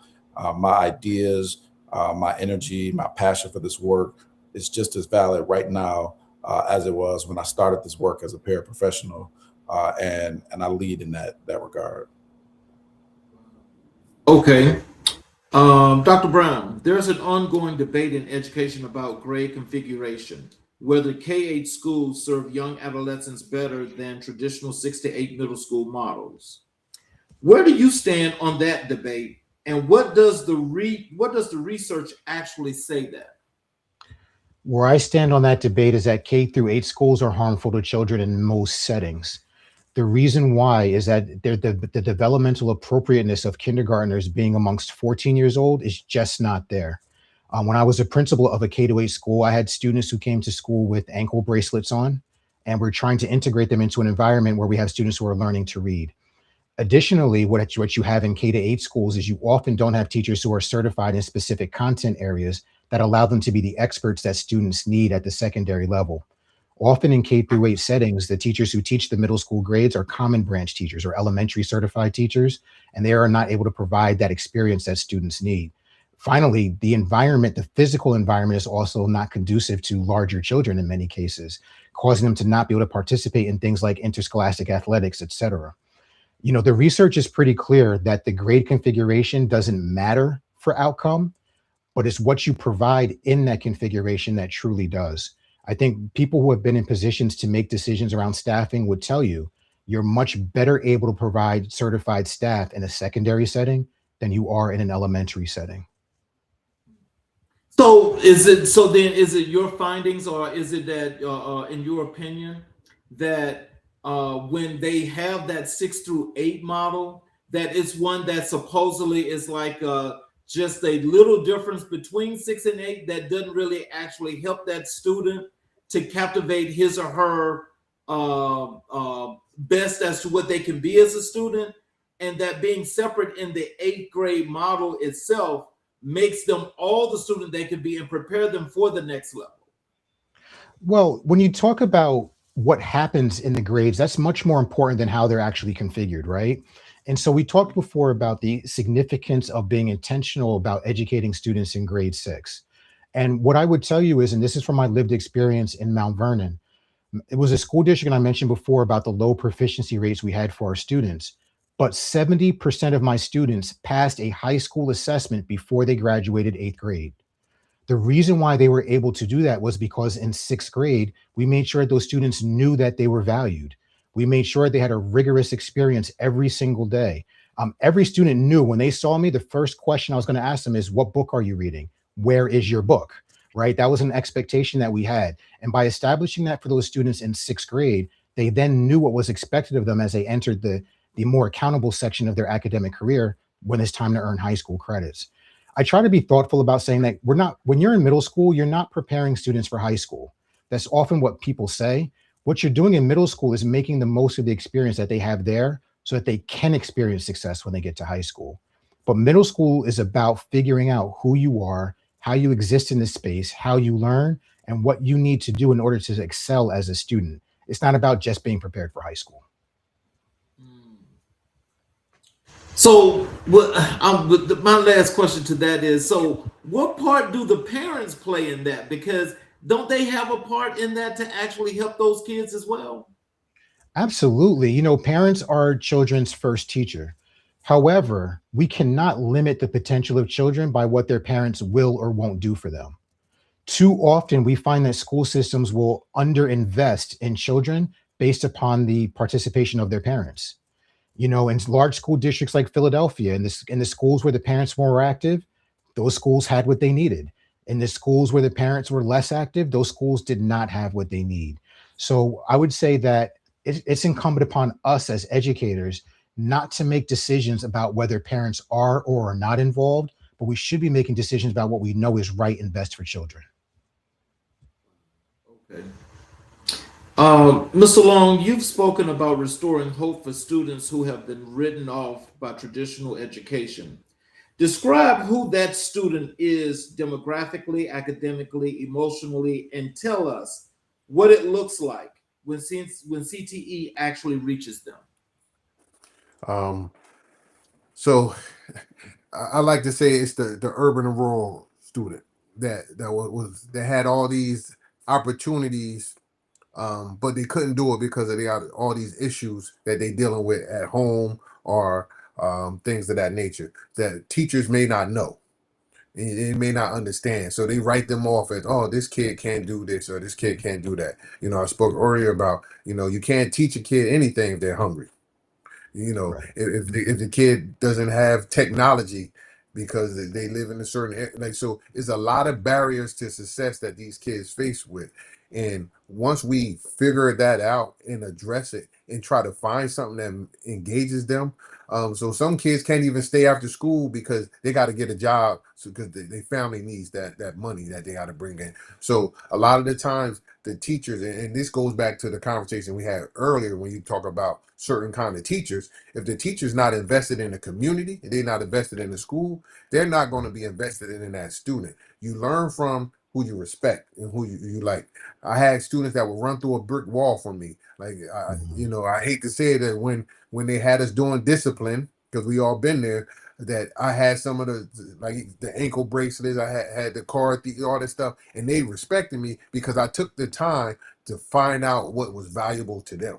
And you listen to them. A lot of times these adults are not listening to students. We're being very we're taking what they say with a grain of salt and we just keep it moving.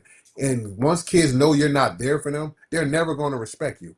And then when you can reach those kids that no one else can reach because you just listen, that means a lot. Now you can provide them with the options and the opportunities. Like, hey, you may want to be interested in this. You may want to take a look at that. And they will listen to you because now they trust you.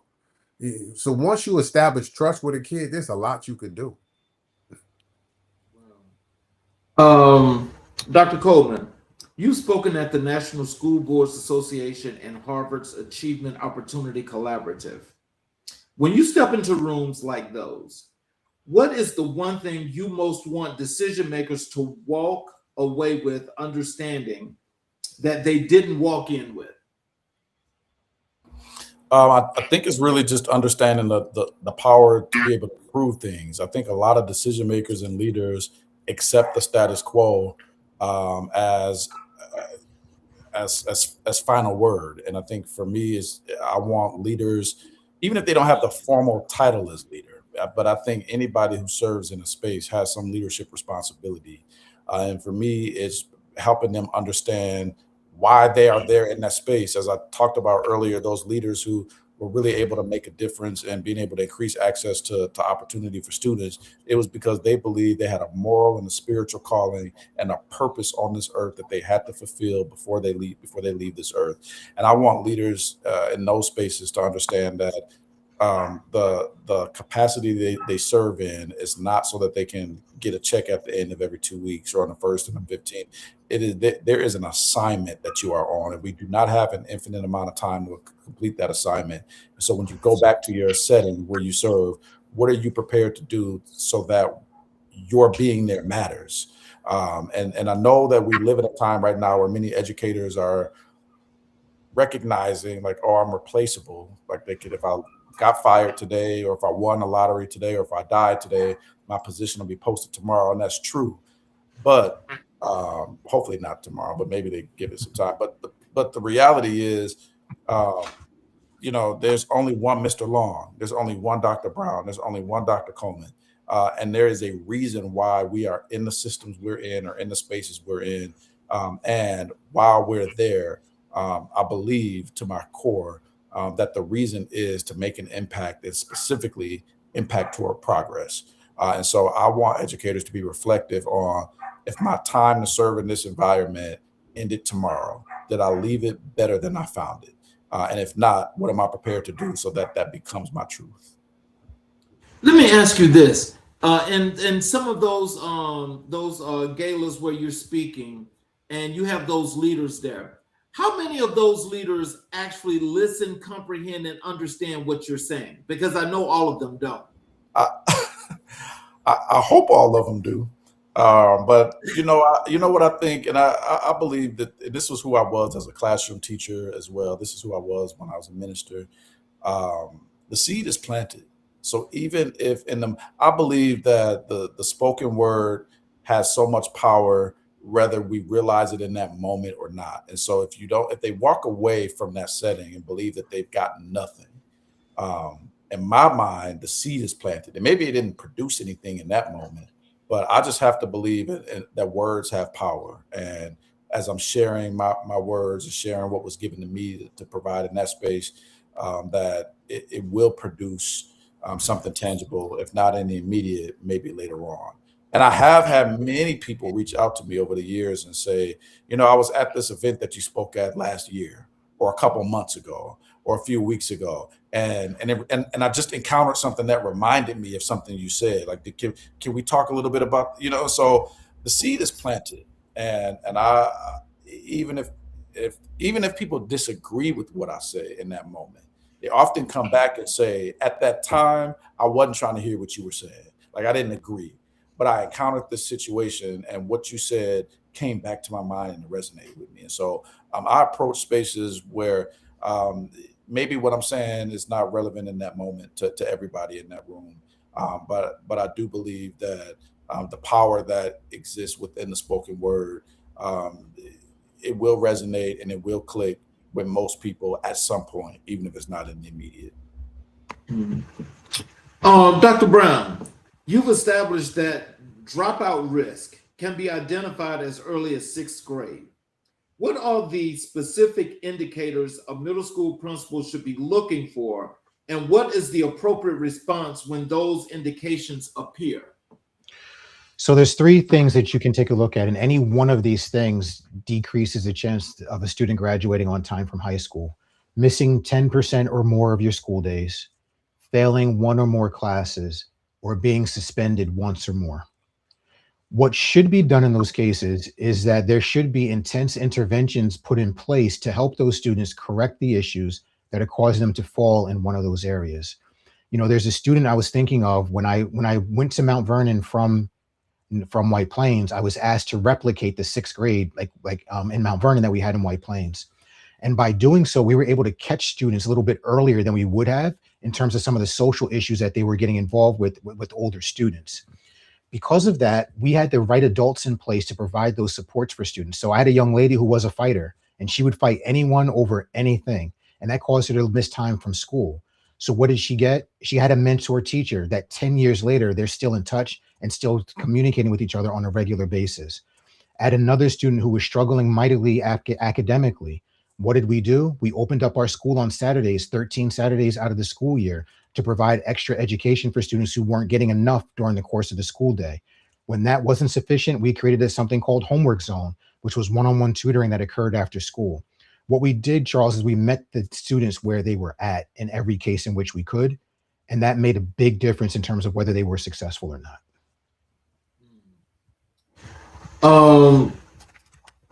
Mr. Long, if CTE were fully funded, fully staffed with cultural competent educators, and fully integrated into every urban school district in America, what would change first? And what will we see within 5 years that we don't see today?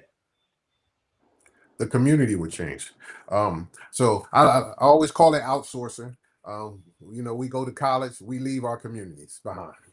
Not 9 times out of 10. Most people, you go to college, you move away, you find a new group of people, you kind of gravitate to those people. I'm a product of it. I was born and raised in Trenton. I went to college somewhere else. It took me 20 something years before I came back and worked in the area. I still have family there, but I just found other areas where I found that was interesting, et cetera, et cetera. But with CTE, you don't have to leave. Now the money stays home.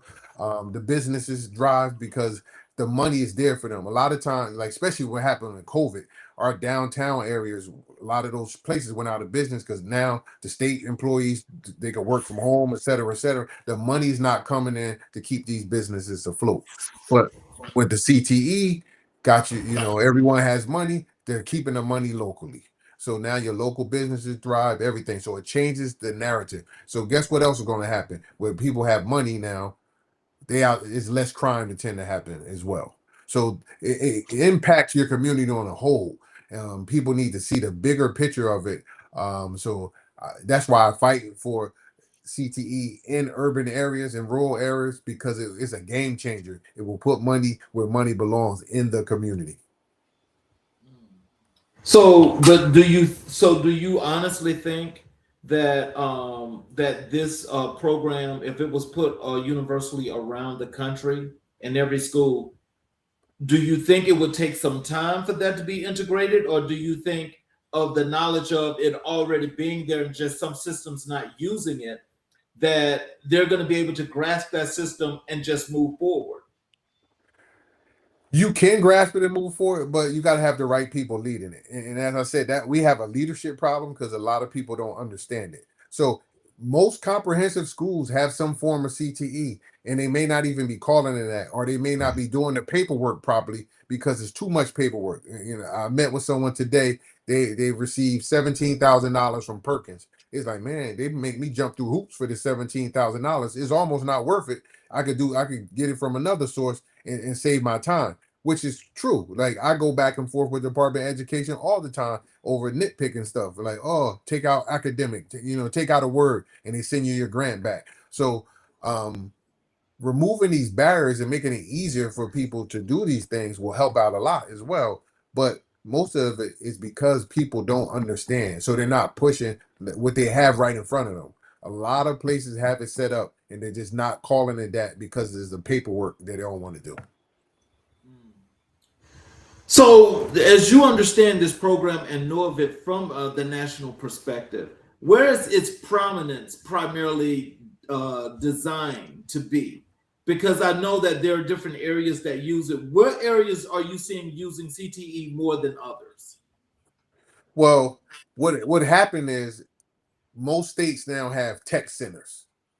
So, Okay. and that's causing problems with a lot of the comprehensive local schools. So, we're taking kids from this high school, that high school, we have like full-time and share time. So when I get a full-time kid, that's monies that could have been in that local community. It's still in the county, but it's now coming to me. Or if I have a share time, we're splitting that kid 50-50, and they're still got to pay for transportation. So it's a lot of funding issues that goes along with that. But every state is doing that in a certain way, but like I said, it's hurting those who don't understand it. So like if you can't have a similar program as me and I got the better infrastructure, like I got this brand new building, and I'm teaching welding, I got the stuff, and you're teaching it in theory, and my kids getting the hands-on, they're going to send the kid to me because it makes more sense. So we have to make sure that all the comprehensive schools have the infrastructures and the systems in place to service the kids so they can want to go there and stay there. Let me say this to you. I'm gonna tell you the reason why I asked you that last question is because, like, I'm here in Georgia, and I know primarily throughout the southeastern area, throughout the South primarily. Honestly, when I think about this program, when we first had you on the show, I'm thinking, like, why am I not hearing about this being in this particular area? Because it would work perfectly. But the school systems, I think, may have some parts of this, in whatever particular state, they may have some part of this, and they may call it something else, but they do some of the things that you mentioned that you guys do in New Jersey. Why would you think the presence, though, of that program is not so prominent in so many areas? Well, like I said it before, it's certain things that the schools have to adhere to. Like they're worried about their test scores, their graduation rates, their attendance rates. They're not worried about these things because that's how they get their report card. So their report card dictates some of their funding, et cetera, et cetera. So those things come first for them. And then plus, if they don't have the right people to hire, I can't put my energy and effort into CTE when I don't have a CTE person to run it. So let me try to embed it the best I can. But while I'm focusing on the things that I'm going to get graded for, like, the board and all of those things, that's what they're looking at that superintendent about. So they want to make sure they're covering all the things that's going to, dictate their job. Well, I just call that's a lack of accountability. They don't want to be held accountable. And the reason why they don't want to be held accountable is because, as Dr. Coleman mentioned, and Dr. Brown mentioned, the schools of the haves and the have-nots, is I can guarantee you, for the schools that they consider failing, and if they actually implemented that program, I guarantee you those schools, like most of them do anyway, would more than perform much, much better than the schools that are getting all this funding for graduation rates, which I think are not quite accurate anyway, but that's what I think. So Mr. King, remember I told you, I said, so if you put CTE in certain schools, like these struggling schools, you put it in the beginning of the day instead of the math and English, what it do? It improve attendance. I'm going to come to school for my favorite class, the class that I really like. That's your CTE pathway. But then it also improved test scores too across the board. So now your math is embedded in your CTE. Your English is embedded in your CTE. So now my content specific vocabulary is through the roof when I'm using all these big fancy words that's in my CTE pathway. So now when I'm going to writing, those are words that's now in my wheelhouse.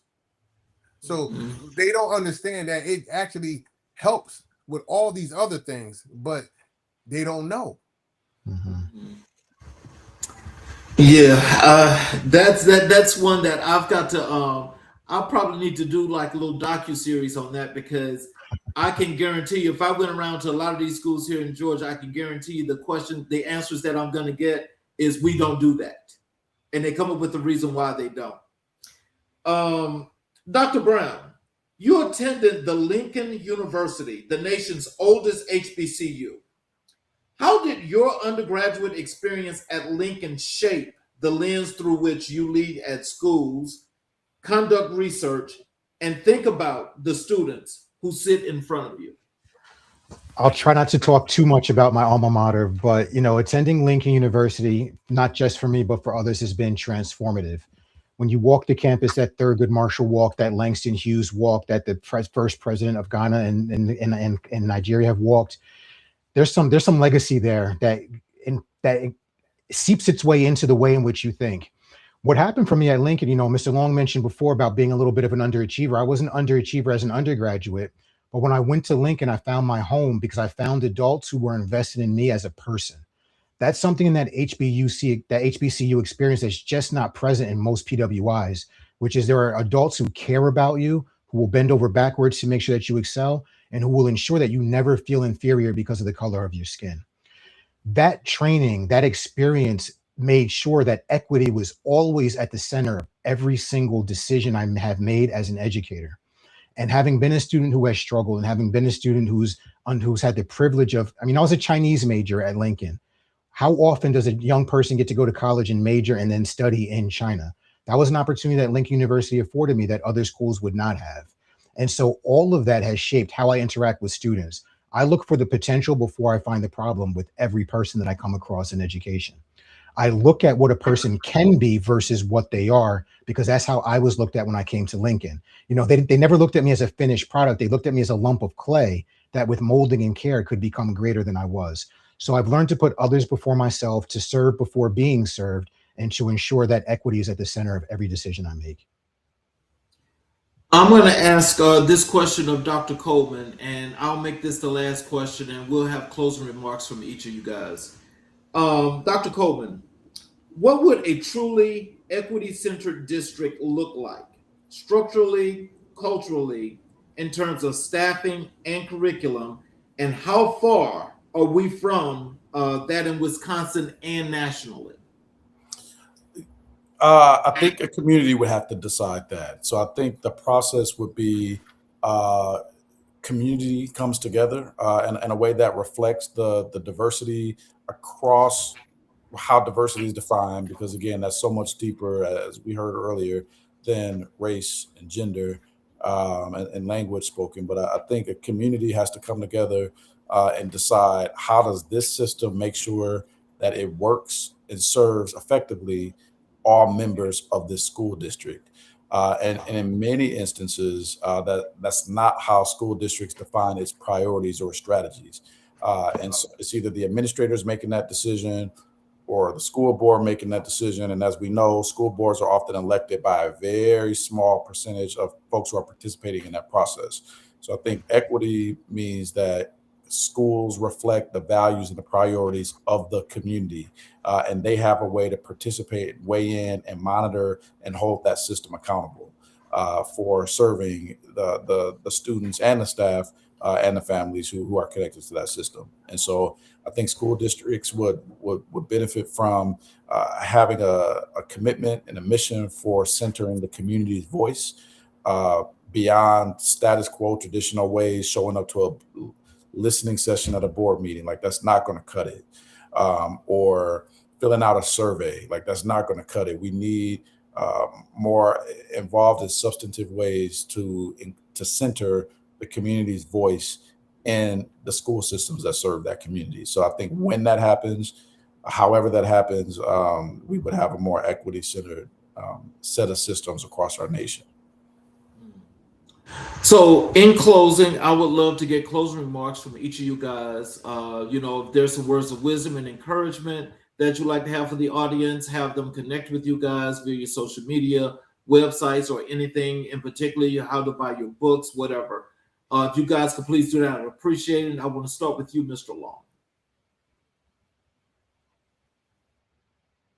Thank you for that. So thank you for having me. I appreciate it always. I love to talk education. I learned some new things today from the gentleman on the panel, so I appreciate the knowledge that you guys are sharing. We can't do this thing in silos, and everything we do is for the community that we serve. And we're trying to help the people that look like us. So this is a very powerful venue, and I'm thankful to be here. I have a lot of things that I do that I try to give back. Ms. King, I started my education summit. I did my first summit last year in Atlantic City, New Jersey. I'm doing another one this year. So if you can look me up online, Lead Education Summit. but I'm taking it a step further, and I'm happy to announce, and I'll have it come out in the next week or so, that I'm doing an education gala where I'm giving out $10,000 scholarships for CTE students to help them with supplies and things of that nature. So that will be coming out shortly, but I'm trying to give back and change the narrative for urban and rural education. So Lead Education Summer, you can see the stuff that I'm doing. I'm on LinkedIn and all of that stuff. Mr. Brown. So thank you for having me today, gentlemen. It was nice to learn from you this evening and to contribute to this important conversation. For those who are interested in getting in touch with me, you can do so through LinkedIn or through our company's website, catalyst-edu.com. And what I would say as we get ready to wrap up is that get off of the sidelines and get involved. Ask questions. Support the people who are actually out there making a difference by asking them how you can help. You know, we come to quick conclusions about what is or what isn't working in schools, but the bottom line is that those educators who are out on the front lines deserve our complete support. And we can do that by asking questions, beginning with, how can I support you while you support our young people? Coleman. Again, I want to just thank Mr. Long, Dr. Brown, Brother King, Mr. King, for setting up this opportunity for us to have this conversation. It's an honor to be here with you all, honored to just learn from and engage with sharp minds who share a passion for certainly for education, but more importantly for the progress of our nation. I would also go on to say that reading and literacy is not exclusive to what we do in schools, that reading and literacy has an important place, I believe, in the lives of every human being. And so I would ask folks to find ways to consume, promote, and enjoy reading in ways that make the most sense for you, whether if that's poetry, if it's historic content, if it's writing, if it's listening to audiobooks, but find ways to integrate literacy into your routine. Then I would also say, if you want to get in touch with me, certainly check out readmoreoshkosh.com, and then also on LinkedIn at Sam Coleman, PhD. Well, I want to thank each of you guys for being here. I'm going to close with a monologue, and I would appreciate if you guys can hang around for a few minutes after I close the show. I want to thank each and every individual that's been here, that's watching the show, and all of you guys that have stayed and watched this entire show. Education is a really big part of our community growth, but it also adds a lot of value to families. And so, in just thinking about that as a whole, I hope there's something that each and every individual has learned, and you guys have the opportunity to at least reach out to any of these professionals to ask any questions that you may have. So let me close the show here as this work continues. Tonight, we heard things that do not leave you easily, and they shouldn't. Dr. Coleman reminded us that literacy is not just something we teach children so they can pass a reading test. Literacy is liberation.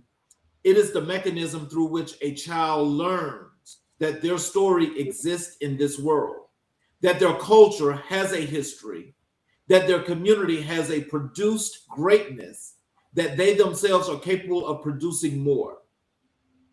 And he reminded us that when we strip representation from the curriculum, from the classroom, from the leadership of a school district, we're not just making an administrative choice. We're sending a message to every child in that building about what kind of future this society has reserved for them. That message has to change. Dr. Jonathan Brown showed up, and he showed us that the window is not as wide as we pretend it is.